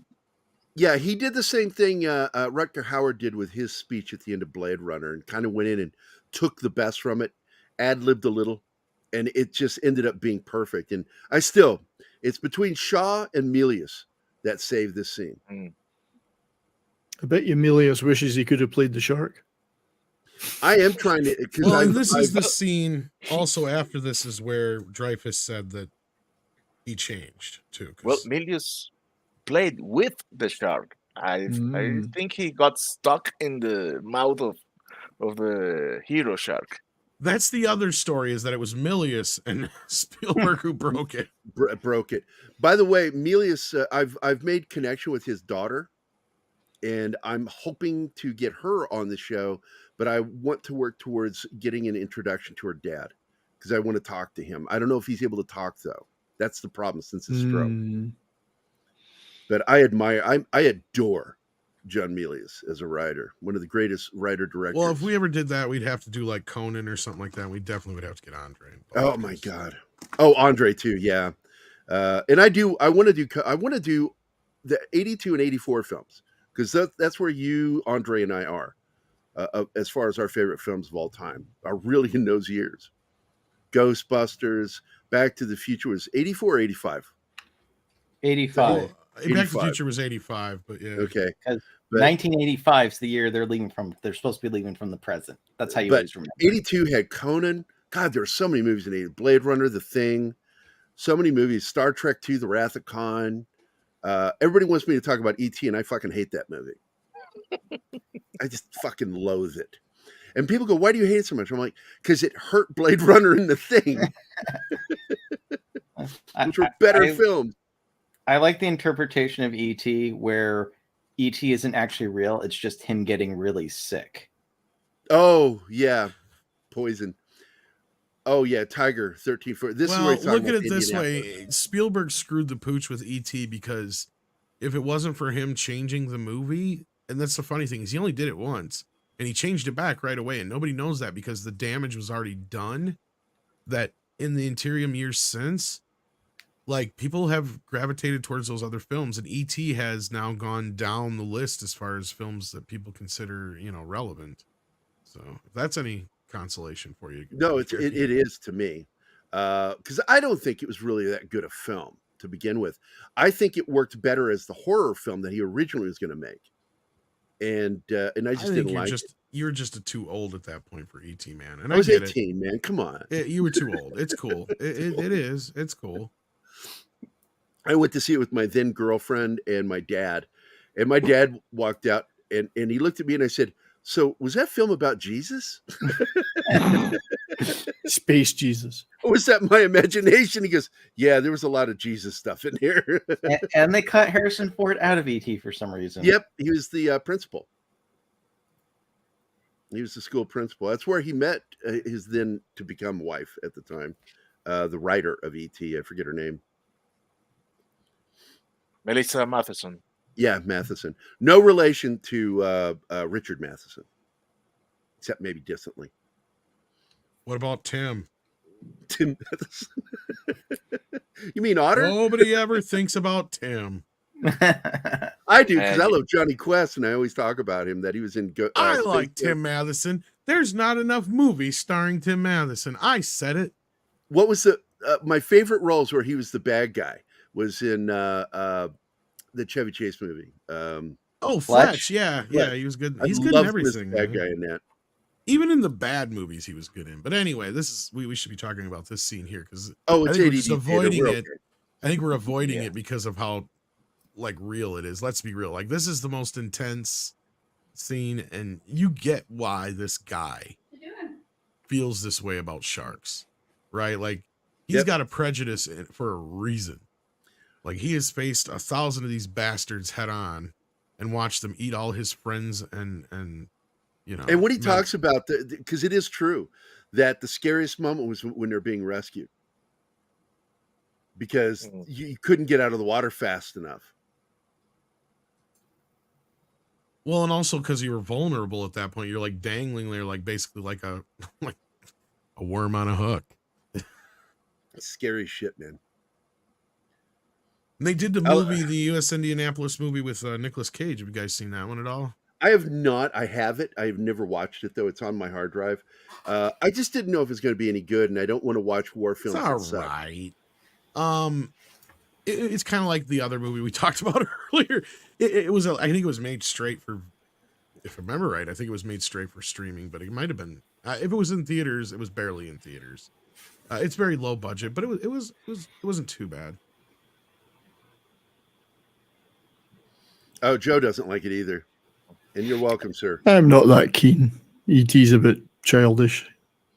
It's just I think Simplistic. it's an age thing. I really do. I think that there's you have to have been a kid. Well, you at were that young point. enough to have enjoyed That's it. what I'm saying. Like, because Yeah. I know everybody in my age range, like that's just one of those movies. But again, another reason to dislike E.T. is E.T. managed to successfully destroy Atari.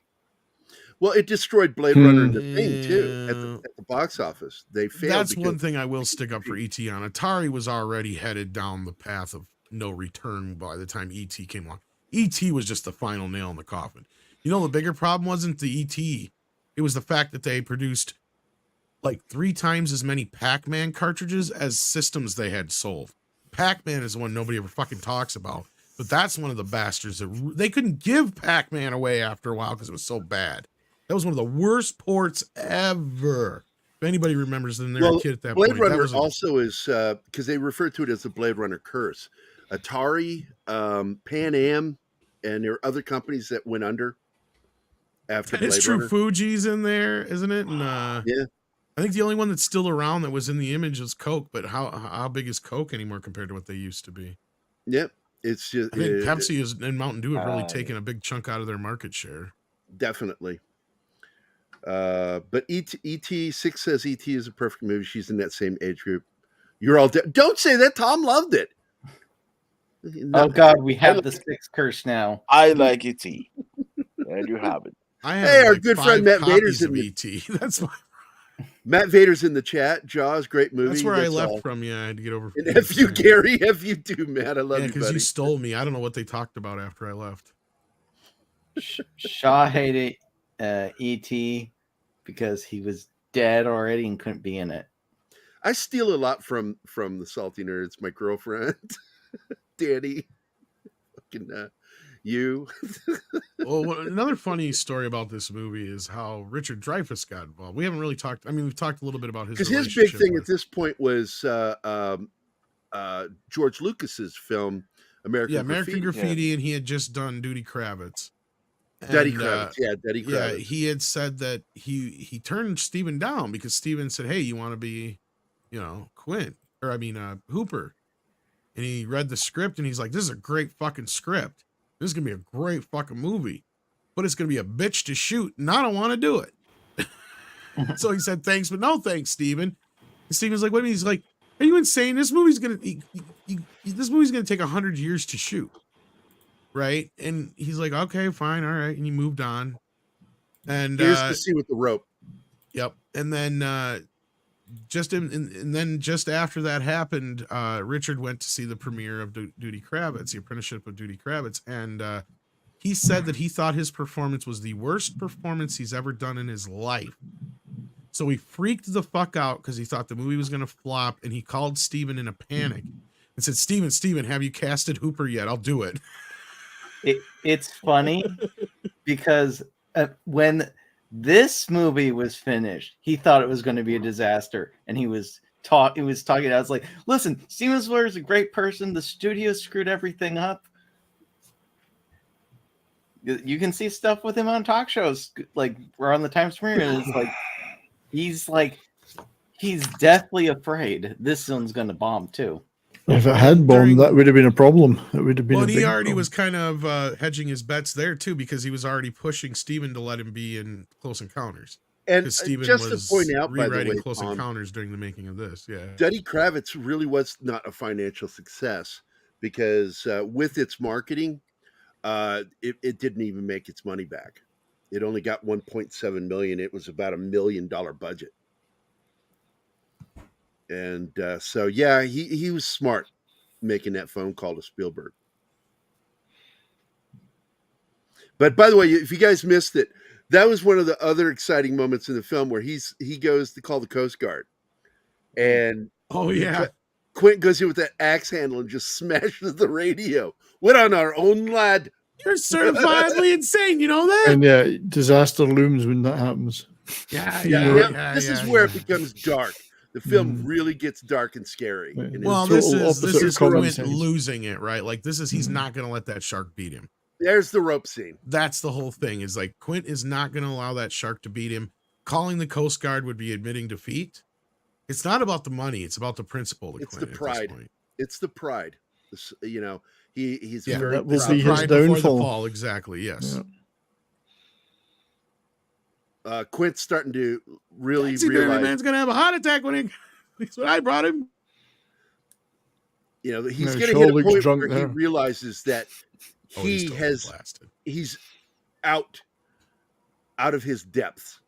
And here's one of the few things a shark cannot do: stay Yeah. still that long. Nope. Like they can't. They just They're in can't They swim have constant to like move that to in breathe. water. They have to move to breathe. Yeah. Yep. Well, it's not even that. It's just they Nurse can't. shark Like is one of the few that can. they're do not that. built to be able to just kind of sit there and swim. You know, they can't move like a dolphin does, Hmm. right? Yeah, like a dolphin can kind of stay in one place and swim if they want to. Sharks can't. They're constantly moving the way their body is set up. It's just. Well, Jaws species was a very special one because apparently they can plan revenge and they know They can. people's family members. Well, because that's what Jaws 2 is about. Is about No, revenge. Jaws the Revenge. No. Yeah. Well, I know those Jaws four. Revenge was, but that was supposedly why the mate, the female That's that shark. stupid shit they put in a book. Yeah, it's in the book. It's just And- another shark that got caught up in the same like.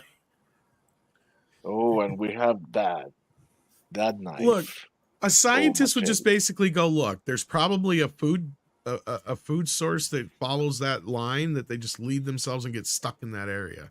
That's probably what happened to the bull shark that happened in the original story this is based on. That's what they assume is that it followed a food source upstream and then ended up getting stuck in the river.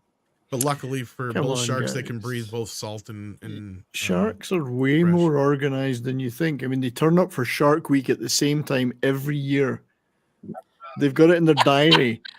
By the way, I actually did this, Tom. I got to swim among the sleeping sharks down in Mexico, where there's the freshwater jet stream that jets out into the ocean underwater, and the sharks swim into it and they get doped up, and you can actually go swim among them. I was terrified the whole fucking time. I was like, So were the sharks, Gary, after seeing you, the sharks were high. terrified too? Well, They were too high. 70s makes high. a joke, but what you're talking about is like we're learning just in the last 20, 30 years because of things like Shark Week that things about sharks that we never knew before. And yes, legal disclaimer, I'm not a sharkologist. That's just true clay. But like it is not abnormal for sharks to have like patterns. They've learned that like they all congregate at the southern coast of Australia almost every year to mate and shit. Like they've learned a lot more about sharks in just the last 10, 20 years than they have, 50, 60 years prior to that. So I mean, it's kind of amazing to learn some of the things we have learned about it. Yeah, they don't just operate at random. They've got deeply inbuilt instincts, cyclical instincts for millennia. And, yep. They survived the extinction of the dinosaurs, and they haven't changed. Here, true to his word, evolution he is doesn't really get pretty he doesn't get a jacket for him. He gives one. He gives one to each Because other. he said he'll but never not put for on him. a life jacket again. True to his word. He's not going to become a bobber. Fuck that. And by the way, that cave is off of Isla Mujeres down in Mexico. And it's insane, dude. They're just calm, placid sharks. You can swim among them. Touch them. They're not really moving much because the water's flowing. And so they don't have to keep moving like they have to in normal nature in order to breathe. They've got that water flowing into them. So they just... It slows them down, yeah. And it's really... If you've never done it and go down to the Yucatan... They found like a lot of different shark beds where like they find areas that are like calmer water or whatever and they can just chill. It's really weird how they do it. The real crazy one, there's an Antarctic shark, I believe. 18 years to carry a child to term. Wow. That's insane.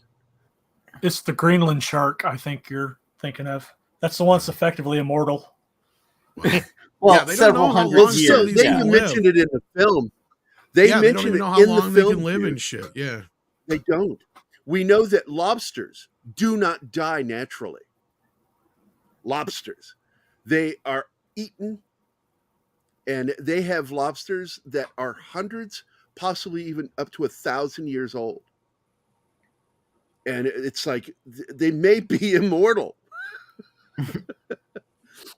There are creatures in the ocean, man. We want to go out into space. We still don't know what's in our ocean. We really don't. Oh, here's some of those shots, by the way, that Tom was talking about here's earlier. most of the Australian This is actual footage that was shot by that husband and wife team. And they used the hell out of this footage for the sequels too. Like, trust me, using all they can. Yeah, and the there's big a speech- giveaway, you can tell between the obvious puppet scenes and the real scenes is the real ones don't have the barrels. Well, it's the sticking out of jowls. them. The jowls. Well, that give besides it the away. jowls, like you can see that they don't have the arrows with the barrels sticking out of their backs either. But anyway, I think Schnatsky was about to say something, or somebody was. Yeah, I was going to say that there's a species of jellyfish that when it gets to a certain age, it reverts back to its juvenile form. State. Yep. I want to do There's some that. humans like that, yeah. No, all I'm saying is after this, Brody retired and he founded up the Sequest program. Oh my God. That's right, he did. Yeah, I would think that's the last thing. But he no would do. sharks. You notice he stuck with the dolphins on that one. Yep. I'm not going through that hell again. And this is where they think Hooper is dead. Well, this is the climax here. Well, who's gonna blame the? And this is the part that, even as a kid, I called bullshit on. Because they should have had the ship already down in the water. A shark might do this, but it's unlikely. It'll bump up against the end of a boat. And this is where you can also tell how robotic it is. But by And its they will head jump movement. up to grab something, but like, yeah. And it's jowls. This is where I've always said, if they wanted to do something, clean something up with digital, clean up the jowls around his mouth digitally. The freaking oxygen tank kills Quint. Technically, yes. And they're not oxygen tanks; they're air tanks. Well, yeah, air tank, compressed air. See the jowl line? That doesn't exist. Yeah, that's the on only shark. thing. But God, this scene scared the shit out of me as a kid. 11 years old. See? I was One of like the grabbing two- my dad, going, "Oh my God!" One of the few shots cut out in the TV version coming up here. Yeah. Yeah. See, Quint, Well- you should have got a bigger boat. Not That's in, right. not in Venezuela. We saw that shit I completely. bet he's wishing for the Coast Guard right now. It got cut out here too. We didn't see it, and that's the scene where the blood spits out of his mouth. Yeah. That's such a great death scene, though, especially Yeah, the he blood out of his mouth. stabs it with the machete, and then it bites down. This scene though is probably one of the worst edited scenes in the movie. Though, if you watch it, if you think about it, it's like, well, to be real, Verna did the best she could with this movie. She pieced it together with what she had to work with, because like it was a nightmare to shoot. They weren't going to do any reshoots on this thing. There's no way. There's not much of a way to reshoot and do anything at this point. But that, of all the scenes, if you listen to it in the you can hear it in the sound editing. It is one of the worst edited scenes in the whole movie. It works, but it is like one of those scenes where you're just like, it shows the choppiness of the movie. Don't look too closely. Basically, yeah. Like you And can of start course- to see the bubble gum in the tape. Yeah. And I the do action love movie this. thing. It's got that M1 Garand right now, which got brought up earlier. Another hint at where we were going. Right now, they're wishing they'd brought Chuck Norris. Yeah, well, if Chuck Norris is here, the movie would be over pretty quick. Batman or Chuck Norris would be done pretty quick. He would have just swam out and grabbed the shark in the first 2 minutes of the film. And then Well, all he'd have to and- do is just give the shark a stern look. that's And this end part has been copied so many times because how many movies now end with guy says line, shoots with something, and something Oh, blows God. up? But you know, I'm trying to Oh, they even did that with the Thing. Well, I was gonna Yep. say though, Gary, would this be one of the first times, or is that them kind of more or less playing into the whole Dirty Harry age? Because didn't It he start really kind of is doing kind of a that? dirty, hairy moment. Yeah. And by the way, Quint going into the water is Ahab. That's the Ahab moment, because Ahab was strapped to the side of, waving his arms, calling for his crew to join him in death. But yeah, this is kind of a dirty, hairy moment, clearly. Yeah, because I was gonna say, I think the first time I remember Smile, that kind you of a son thing of a is bitch. more in westerns. Dirty Harry at that time, they kind of had already had the say a quip and then shoot the guy or don't shoot the guy or whatever. And this is what led to the fight between Benchley and Spielberg. And Spielberg goes, Yes. they will follow me. They have followed me to this point. They will accept this ending, no matter how, plausible it isn't. That blowing up a tank. And then you found out later they even did that on that show Mythbusters. Mythbusters said that it doesn't work that way. But But And I thought a somebody rocket. busted the Mythbusters though too, because I thought somebody else did. I can't remember who. well, there's a couple of things that they've been caught on where they weren't totally right. But I do love that this moment right here. It's like, you're alive. And I'm I so remember- happy. and And he actually- goes, Squint, and he goes, no. If I And then the remember right, 200 other Gary, sharks appear. somebody correct me if I'm wrong in the chat if they remember this. Your point about it not being it's about being air, not oxygen, about it being compressed air. And I think that's where the Mythbusters fucked up, if I remember right. Somebody had pointed that out, and then they tested the other version with compressed air, and it did blow up. Yeah. It didn't blow up quite the way it did in the movie, but it did blow up. Because then Well, on that's- Mythbusters, Oxygen the by thing itself is blew not out the- excitable. Yeah. See, I'm not sure how exactly it worked out, but like you pointed out, like there was a Crazy. difference that they did not take into consideration on Mythbusters that somebody else did, and they redid the test and proved Mythbusters I wrong. can't believe there's Mythbusters Busters. It's Oh, they getting have meta, to now very meta. because I mean, well, that stuff's still written in a way and kind of planned out. I mean, they know how course. these are going to turn out usually. But man, it was fun going over this film, talking about it, dude. I love Oh, this movie. just another red shirt says the Mythbusters got the suction from a sinking ship wrong with a bad flawed. I can't read the rest of the thing. Badly flawed test. Badly flawed test. There we go. So it's a shame that there wasn't more sharks because they would have just leapt in there and just eaten those two guys up that were left. Right? Yeah. There was only one shark. Oh, right. Okay. And really, in the end, I think that that shark was on the verge of dying because between the barrels and the loss of blood, and like I said in the book, he's coming at him and then he just sinks. He He's says dead. in the movie what he does in the book, and that is we're bringing him into shore so we can drown him. Well, once they get into lower level water, he can't breathe, so he ends up dying. And that's kind of what happens is he just ends up succumbing to his injuries, and like you said, That's not entirely true because in Australia they have registered Carcharodon carcarias in 3 feet. Oh, I'm sorry. What was that again? What was it they registered? Great whites. They have. Oh, you you but the changed size words. though of Jaws though, you're right, Martin. You're 100% correct. But the size of Jaws, his mass wouldn't have been able to sustain like a really shallow area. That was the point. Yeah. Yep. So, because you got to It's a remember, good- he's like 35 feet long, 3 tons, something like that. Is what Bit like Gary. Yeah. bit like Gary, not quite as big as Gary, but Gary I gotta had tell you, man, prettier it's still mandibles. nearly a perfect film despite all its flaws. well, and the what- flaws are only kind of chalked up to science, right? Because we didn't know as much then. It's compared to great now, and right? No, I'm even talking about I the mean- choppy edits. Oh, well, that I overlooked completely, man. This thing was. We were lucky that this Like- movie even was made. Yeah, when at I the end saw of it the at day. the cinema, I was 12 years old, and I thought it was the greatest thing ever. So I didn't care. I was Well, 11. that just and it comes along scared with the being shit out spoiled of by me. CGI, right? Like we're so Yeah. used to everything being either so perfect or so sterile that a movie like this, I love feeling the grittiness of it. I don't mind seeing the bubblegum and And- tape. And there's We had a moments where laundromat at the apartments I grew up in, okay? And it got flooded. And this was right after seeing Jaws. It got flooded. And they had like 3 to 4 inches of water. And the floor is painted black.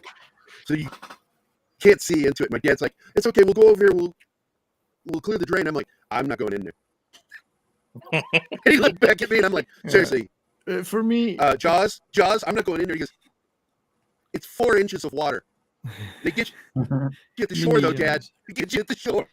but it's rare that you get a movie where the entire audience in synchronization does something in reaction. And the bit with the head rolling into the porthole, the entire cinema leapt out of their seats when I saw it. And that's rare. So that's a good movie that you can get people to do that. That one singular reaction, you know. Well, You saw it in the Thoughtful. theater. Tom, did you see it in the theater?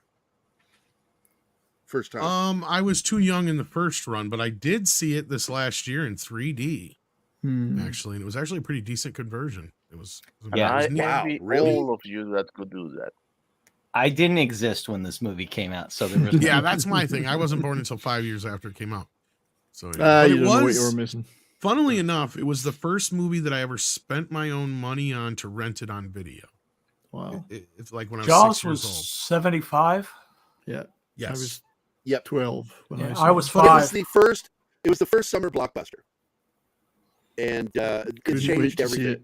Well, I mean, we kind of were getting the audience had kind of been prepped for it between things like Rosemary's Baby, The Exorcist, and The Carrie. Godfather. Carrie a little bit, but The With Godfather the- was yeah.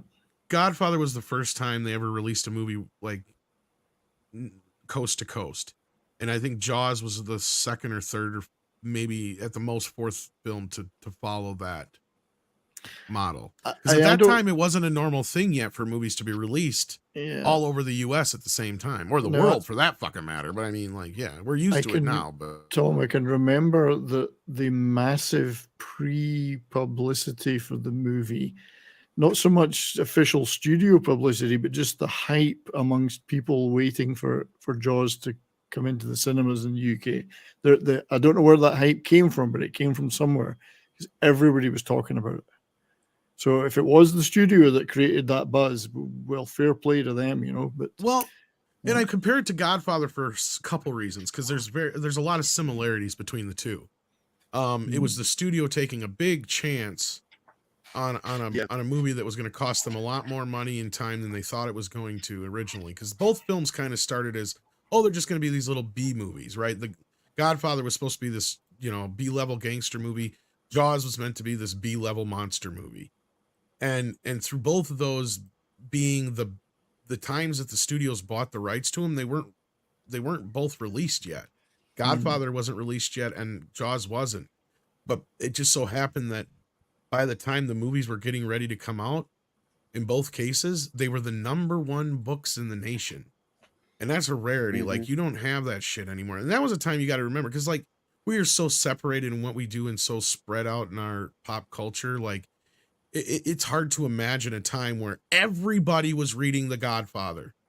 Okay, that was the book of the time. Everybody read Jaws.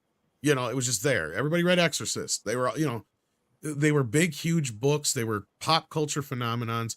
So that fed into the movies. And that's kind of what we saw with the comic book age. It was very similar to that. Tom, I wanted to point out too that with The Godfather, again, surpassed the book. The movie did. It was better than the book. Totally agree. Well, that was because Coppola knew what to key in on. And that's where, and I love the moment in The Offer, and I hope they do a series similar to that for Jaws and Star Wars and some other. It was great, wasn't it? Nightmares to make, and he flat out says, I didn't want to make this movie. Now it might end up being my magnum opus. That's kind of what, I love that idea that, this thing was like, it was just meant to be a throwaway, toss away thing, and it became this phenomenon. But yeah. Well, yeah, because it was kind of like a best-selling book, but at the same time, it was really not very good. Not well received by critics. And then the movie comes out, and the movie just nailed it. And again, another thing is that Spielberg was so lucky not to get it rated R, because there wasn't a PG-13 yet. Like, they had to fight hard to get that movie a PG-13 In fact, we owe or a PG rating, Spielberg for PG-13. Well, yeah, that came later down the road. That actually came 10 years later, or almost 10 years later. But with Jaws, like, they were they slapped it with an R the first time out, and he's like, why? There's no swearing in it whatsoever. Like, I don't even think there's much more than a hell or a damn in the movie. He's like, there's no nudity, there's no sex, there's hardly any violence. And that's how he won the argument, was he's like, there's the only violence in the movie is the shark against the people and the people against the shark. And that was one of the times they had to concede, because ever since then they've been pretty lenient about, certain things. Like, if it's monsters, robots, zombies, anything that isn't human, and we're fighting it or whatever, or it's eating us, then you can get away with a PG usually. That's how Gremlins got Absolutely. PG. Well, and the first one to get to PG-13 was Red Dawn. And, but Gremlins and Temple of Doom caused the PG-13, but Yeah, Spielberg was kind of the start of that. Yep. There was a lot of people at the time, and I'm sure you guys may remember this who were alive, that felt like that movie was way too intense for a PG. Which one? Well, so I got to imagine being a kid seeing that movie at that time. Which film? That Jaws. Oh, Jaws. At the time when it came out in 1975. I don't remember the UK rating, but I went to that cinema with just a couple of my pals, and we were 12, and there was no problem with getting in. They have an X rating in the UK that's like R here.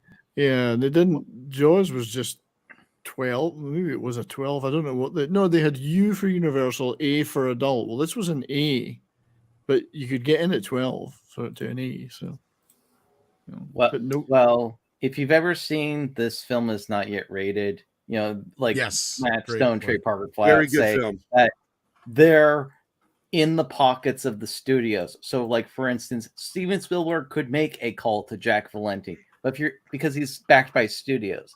But if you were an independent filmmaker, they don't give two shits about you. Yeah, because they are not helpful with the independent films. Telling them what's wrong. Because I remember, I was only 12 or 13. I went to see movies like Carrie.